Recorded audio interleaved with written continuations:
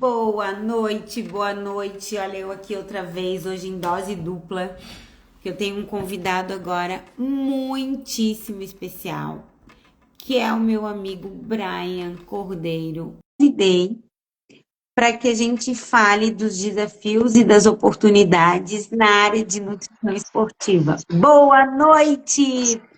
Muito feliz em vê-lo por aqui. Como você está? E aí, Paty, tudo certo? Quanto tempo, né? Muito tempo.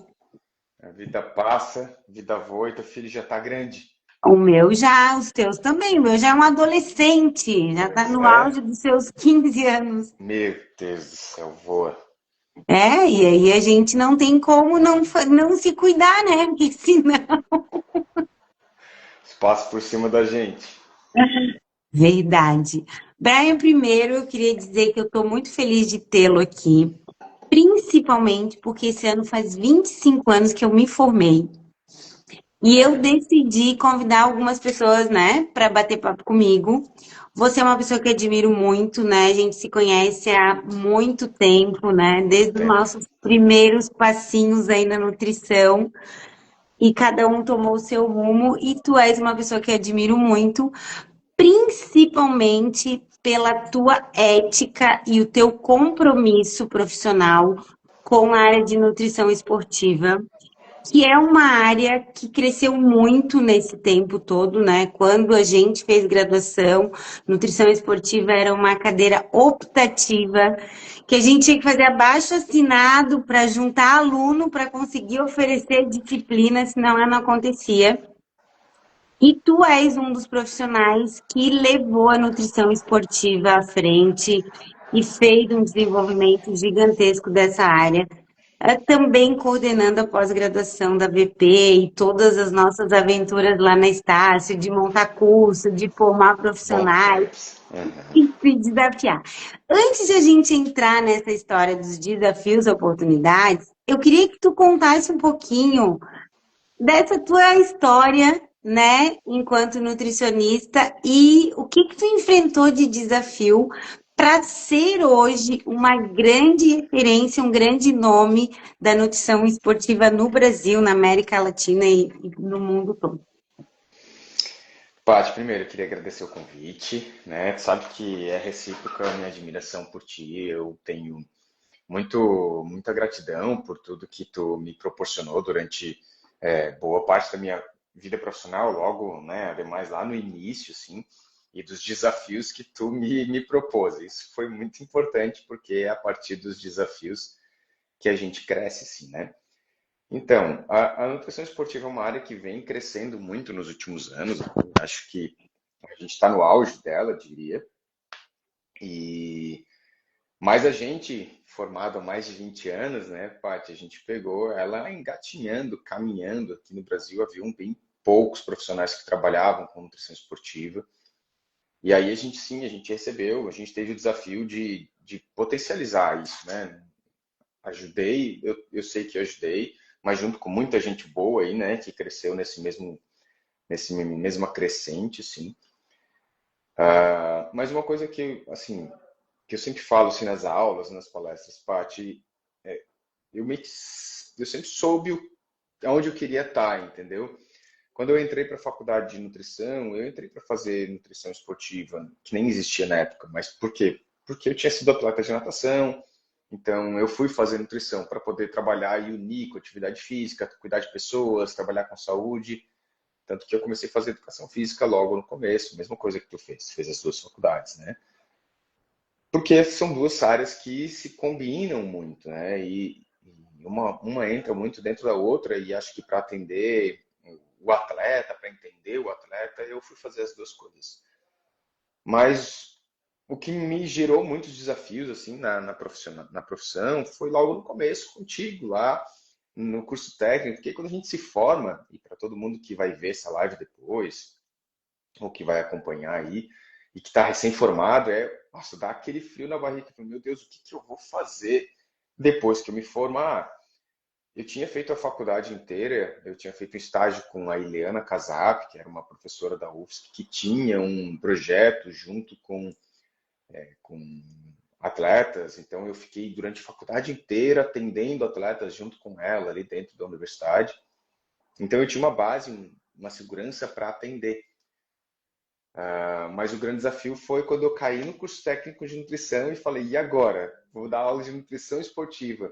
Peguei uma apostila da Vilma Panza, olha só, Vilma Panza é cabeçona, cara. Cabeçona que tinha preparado um material. Falei, cara, eu preciso entender isso aqui para passar para os alunos. E aí foi o desafio que quando tu realmente aprende, assim, Paty, tem uma coisa que eu também falo muito, que é quando tu ensina para alguém, é quando você realmente aprende. Quando você precisa ensinar aquilo, você grava e você fixa, assim. Eu lembro, meu Deus, eu estudando fisiologia, eu tinha estudado, feito pós-graduação em fisiologia, estudava, mas na hora de passar era o desafio.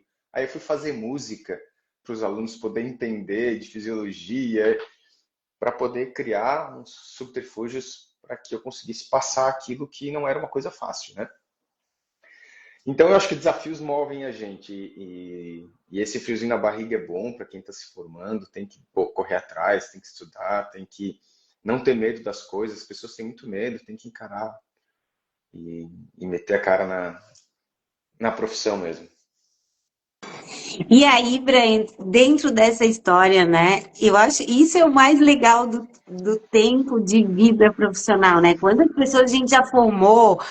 Nossa, eu fico muito feliz de ver os nossos alunos assim voando, sabe? Desbravando outros mercados, criando produtos, se colocando mesmo na zona de risco, né? Sair do beabá e fazer coisas diferentes.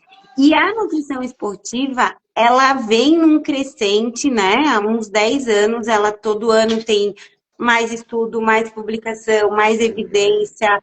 A gente consegue trazer para a suplementação, claro, de maneira adequada, o respaldo científico que a gente não tinha lá atrás, de quando usar, como usar, por que usar.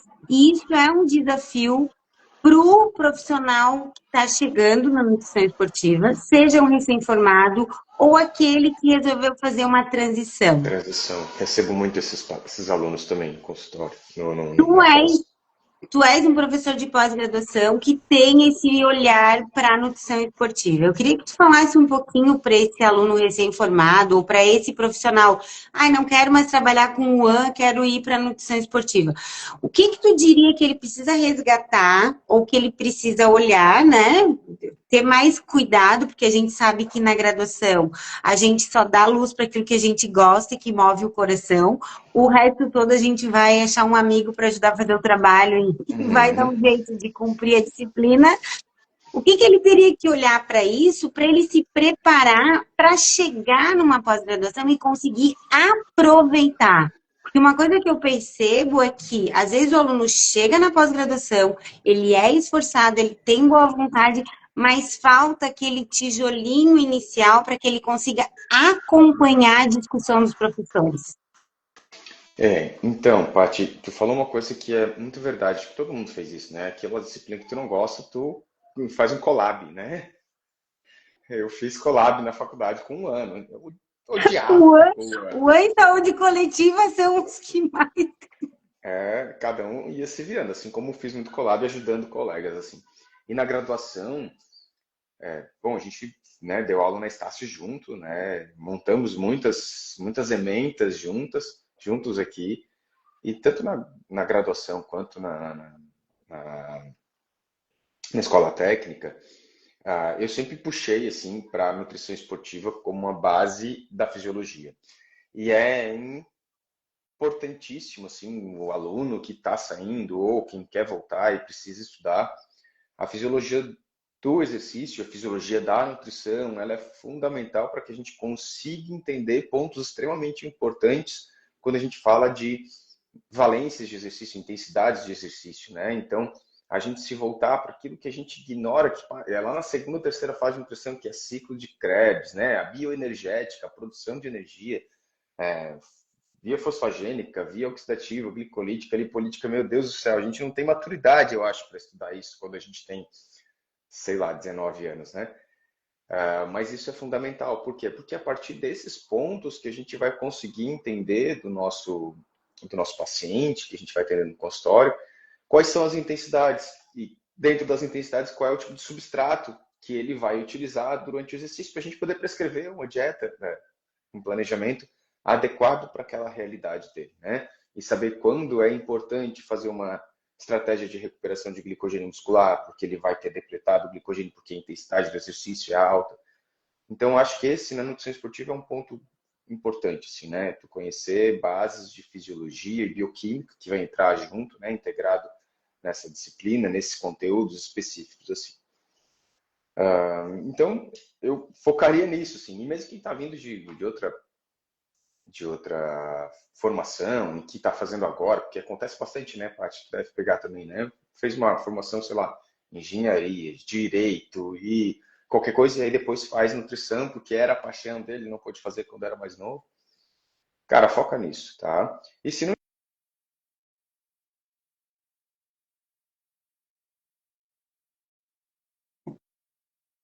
Não tô te ouvindo agora.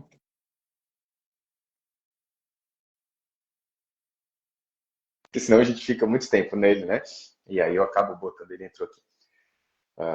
Então, quem está vindo de outra graduação ou que está mudando e fazendo transição de carreira, dá uma focada nisso, que é fundamental para que a gente consiga entender das vias e conseguir acompanhar. É a base que tu mesmo falou, né, Paty? Tem que ter uma base para conseguir olhar para frente. Assim. E uma outra coisa, Brian, que é bem importante trazer aqui, que muitas vezes no imaginário do senso comum, a nutrição esportiva é só para aquele indivíduo que busca resultado.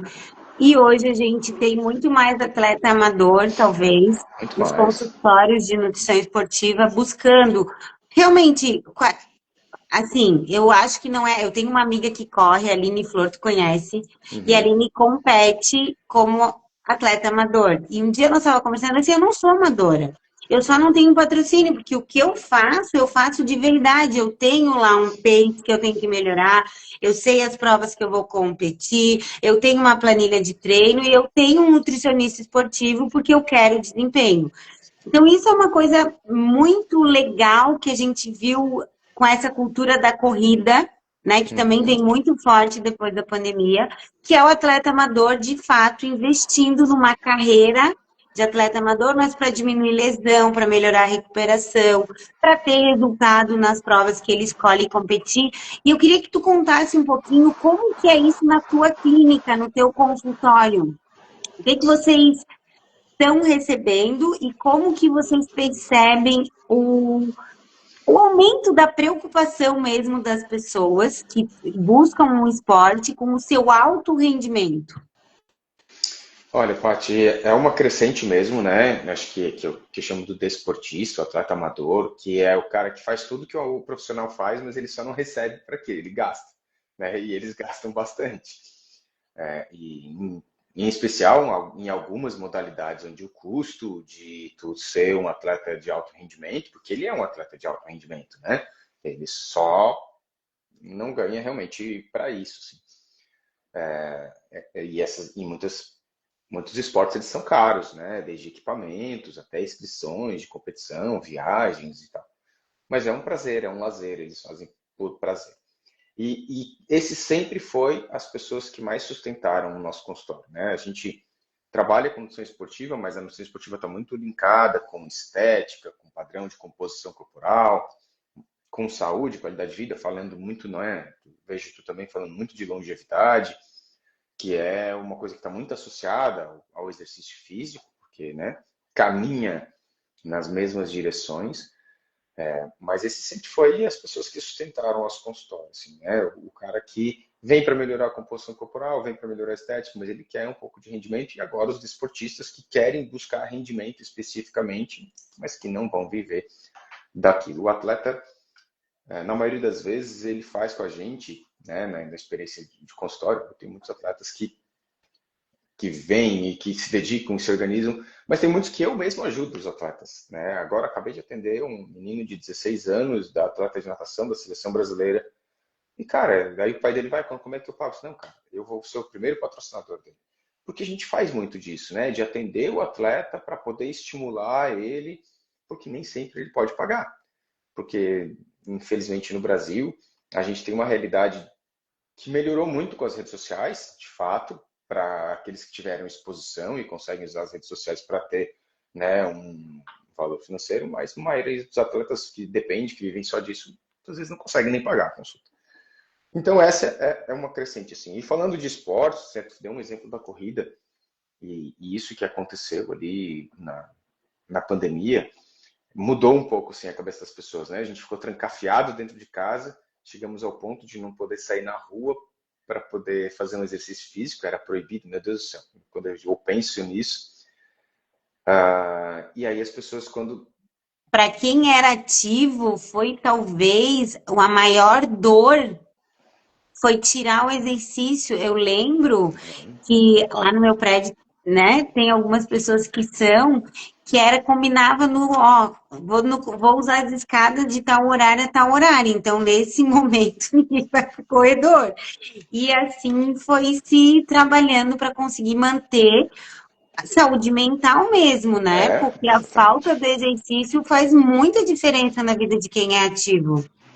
Eu lembro, nossa, eu fazia CrossFit na época, Paty, e aí eu estava com os dois em casa, as duas crianças, a gente não podia sair de casa. Eu ficava fazendo wall ball. Wall ball é um exercício que tu pega a bola e joga na parede. Eu fazia wall ball com as crianças dentro de casa. Jogava para eles, amaram, até hoje pedem para eu fazer wall ball com eles, né? Eu descia na área verde e as pessoas mandavam sair, eu e as duas crianças, eles mandavam sair. Mas enfim, vamos voltar, né? Porque senão a gente começa a devanear na pandemia e já foi. Mas essa crescente, ela foi bem importante, assim, depois as pessoas se libertaram, quiseram ir para a rua, assim, então os esportes de endurance, de contato com a natureza, eles cresceram exponencialmente. A corrida, em especial, cresceu muito, né, o número de praticantes, mas acho que o endurance, por si só, cresceu muito, né, o ciclismo, o triatlon, o remo, né, esses esportes ao ar livre tiveram um boom de crescimento muito grande, tanto que eu tenho colegas que trabalham só com essa modalidade esportiva, só com isso. Né? Eu tinha o meu curso junto com a Jana, de endurance, de nutrição endurance, e a gente ensinava as pessoas a trabalhar só com endurance. E, cara, as pessoas vivem só de endurance. Né? O meu consultório é muito mesclado, mas é muito possível tu viver com esses desportistas, não necessariamente, né, atletas de alto rendimento. Tá? E o outro boom foi o pessoal da agora, sempre foi, né? Mas assim, os booms aí do fisiculturismo, da academia, né? Agora pipocando academia em tudo que é lugar. Na nossa época tinha, mas não tanto quanto agora, né?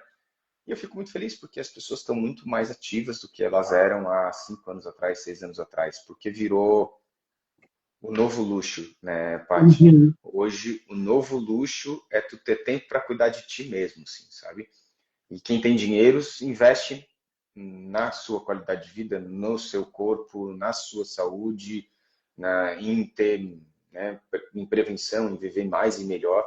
Então esse é o novo luxo. Então eu estou vendo essa procura assim por longevidade. E aí tu entrou nesses esportes, né, que são meio que já bem sedimentados, assim, que é a corrida, que é a musculação. E aí a gente tem o avanço, né, do CrossFit, que é uma modalidade que cresceu muito, e eu acredito, né, que um dos grandes booms dele é na questão da inclusão, que ele Uhum. aceita, né, coloca todo mundo e motiva todo mundo é bem-vindo, e cada um vai trabalhar a sua valência física com desafios e tal. E a gente tem percebido também um aumento na questão do fisiculturismo, principalmente do fisiculturismo mais velho, assim, né? De Uhum. pessoas que viveram a musculação na sua juventude, foram para outros esportes e agora com seus 50 anos estão voltando e até competindo e competindo com resultado. Queria te perguntar, e agora é uma curiosidade da minha parte, se tu tens esses atletas, se tu tem percebido esse movimento nas clínicas de nutrição, e como que vocês estão vendo isso como uma oportunidade de mercado? Porque é certo que a gente está envelhecendo, né?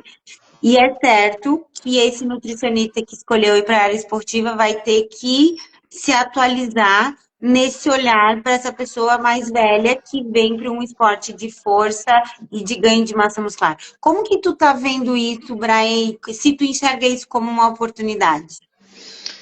Eu não diria não só o fisiculturismo, tá? Que tem crescido realmente, né? A procura para o esporte. porque para quem tem 40 a mais é um esporte que tu machuca muito pouco, então isso é um ponto bem positivo, né? Tu tem controle sobre quase todas as valências do teu corpo e tu consegue olhar para o espelho e tu ver teu resultado, né? Então se automotiva assim. E o fisiculturista, por si só, o principal ponto dele não é nem o treino, é a dieta, né? O que mais faz diferença no fisiculturismo, que é estético, é o cumprimento da dieta, assim. Então é com certeza um grande ganha-pão assim para quem conseguir se especializar. E é, em especial aí do processo de envelhecimento, que muitos estudos têm mostrado que o envelhecimento saudável está muito associado com o ganho de massa muscular, né? Então tem uma margem para perder de massa muscular. Então, idosos que têm mais massa muscular têm uma sobrevida melhor, vivem mais tempo, têm mais saúde na velhice. Então é importante ter margem. Assim, eu falo para os meus pacientes que chegam com 40, com 50 anos, e falam, cara, tu tem que ir para musculação. Ah, mas você não gosta disso, não adianta. Não é não gosto, tu precisa ganhar, fazer uma poupancinha agora de massa muscular, porque tu vai começar a perder. E se tu não tiver o que perder, a tua saúde vai embora. Mas não é só o fisiculturista, Paty. Eu vejo isso nas pessoas em geral se preocupando aí com o processo de envelhecimento, né? E mesmo no CrossFit, no Hyrox, que é uma coisa que tem crescido absurdamente, e no próprio Endurance, né? Eu tenho visto um chamado muito grande das pessoas em se manterem ativas até para pedalar, para correr, com 40, com 50 anos, e aí a gente precisa estar atento a esses pacientes, porque, para tu ter uma ideia, é uma população que normalmente com 50 anos tu já está com os filhos grandes, quando tu tens filhos, às vezes até fora da faculdade, né, ou na faculdade para finalizar, então, ou seja, é um momento que começa a ter uma sobra de dinheiro, onde tu pode investir mais, e aí sem contar que com 40 anos mais, tu já começa a ter alguns sintomas, tu já começa a ter algumas preocupações, algumas dores, e aí é onde tu vai cair? No treinamento, que é o que vai te tirar dor, que é o que vai te manter estável, que é o que vai te permitir olhar para o futuro e falar, cara, eu quero com 70 anos estar, sei lá, levantando meu neto, pegando uma caixa lá em cima, sentando e levantando sem dificuldade. E é, cara, essa mudança começa com 40. Um cara de 30 anos ele não pensa nisso. Com 30 anos eu lembro do que eu pensava. Eu pensava só, não posso nem falar do que eu pensava. Mas a gente não pensa com 40, com 50, né? Então essa mudança vai vir junto. E as pessoas têm procurado cada vez mais, assim, Paty. Eu tenho uma amiga que é uma executiva e ela sempre detestou atividade física. E ela sempre foi longilínea, histórico de peso mais baixo, né? Aquela história de falsa magra e tudo certo. Quando ela fez 50 anos, é muito interessante percebê-la, né? Ela fez 50 anos e no outro dia o marido dela perguntou: e daí, como é que tu tá se sentindo com 50 anos? Ela, assim, eu tô sentindo que eu tenho que começar a fazer tudo o que eu não fiz até agora. Porque eu quero viver mais 50 anos bem. E se eu não começar a me mexer, cuidar do que eu como, cuidar do horário que eu durmo, coisas que todo mundo já faz, eu talvez tenha aí mais 5, 6 anos.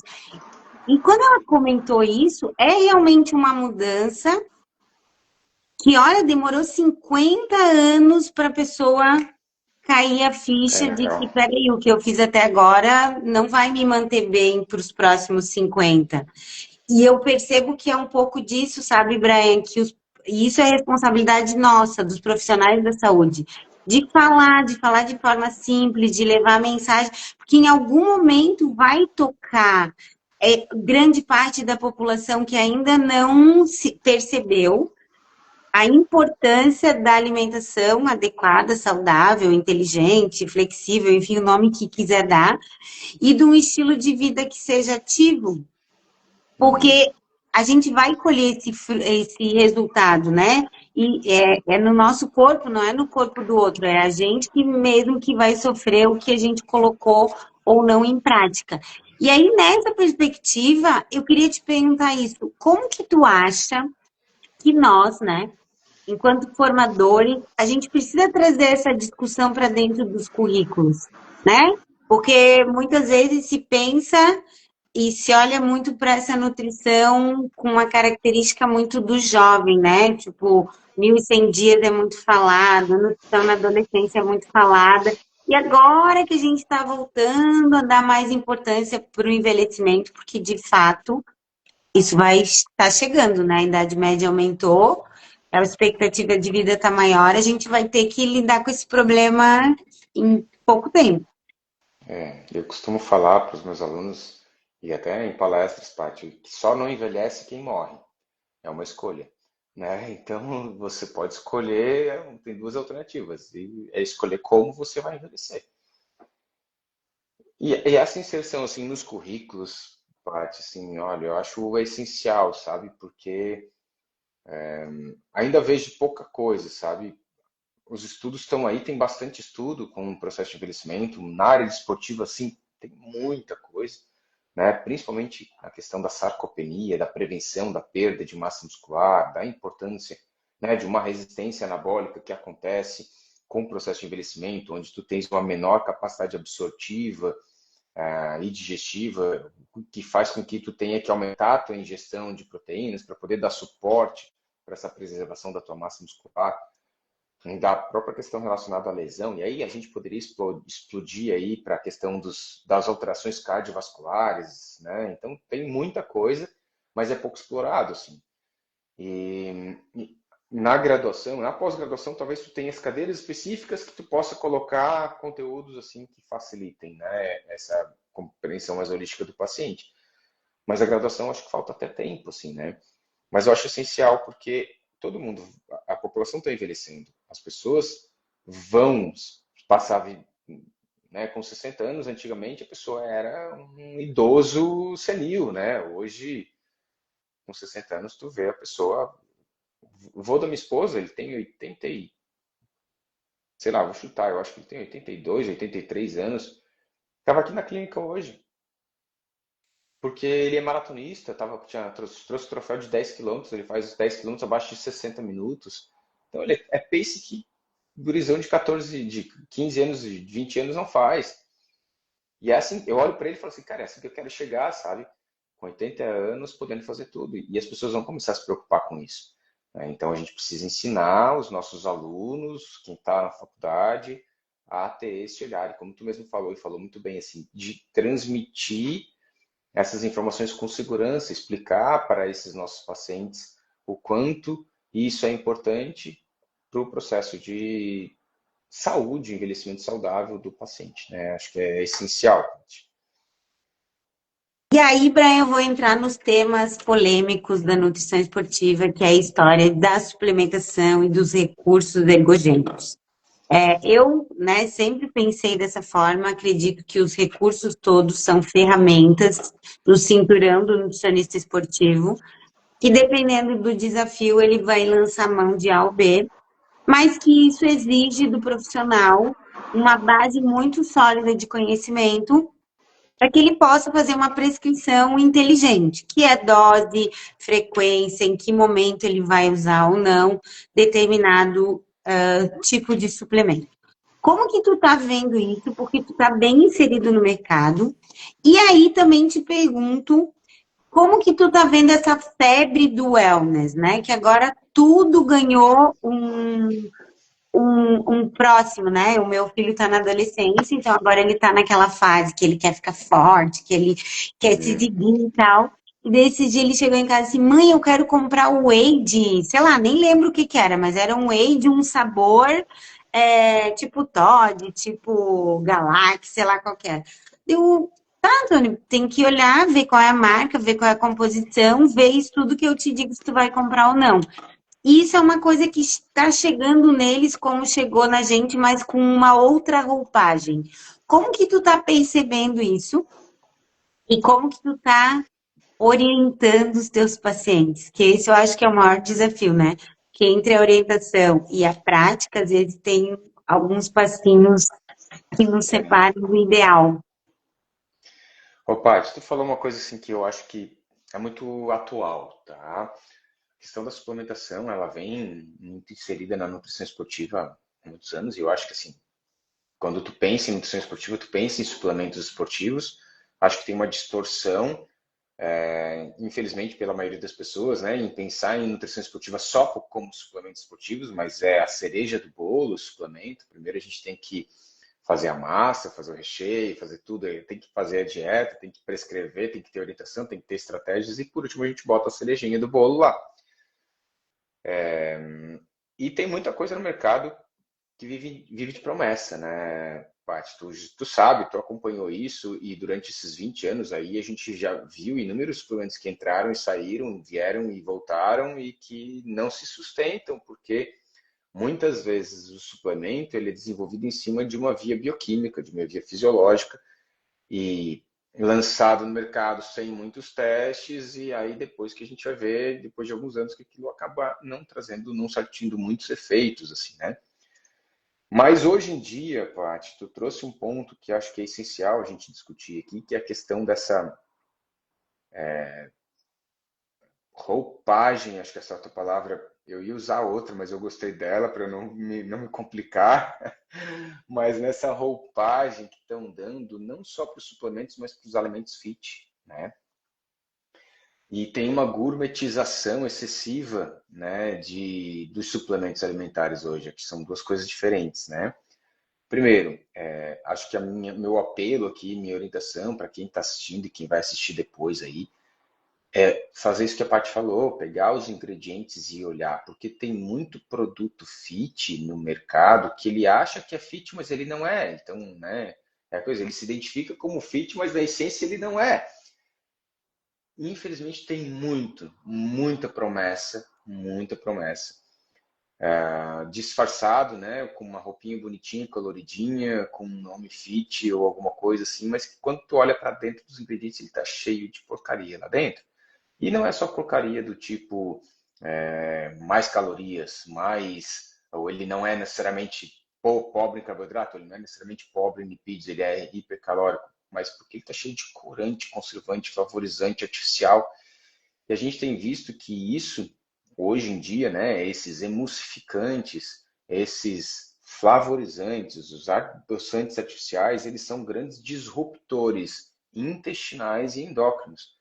E quando a gente fala em disruptores intestinais, é importante a gente salientar que 70% do teu sistema imunológico é a tua imunidade inata que está no teu intestino.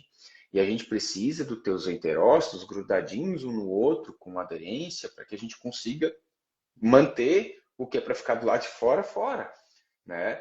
E quando tu está consumindo alimentos ou suplementos que você acha que é super saudável, mas são cheios de emulsificantes, corantes, flavorizantes, tu vai lá e agride essa mucosa intestinal, tu perde as velocidades e tu aumenta o espaço entre elas, né? Então tu gera uma permeabilidade intestinal, tu gera inflamação, uma inflamação de baixo grau, mas que isso está associado a doenças da vida moderna, que é a mesma coisa que um ultraprocessado. Não deixa de ser um alimento ultraprocessado.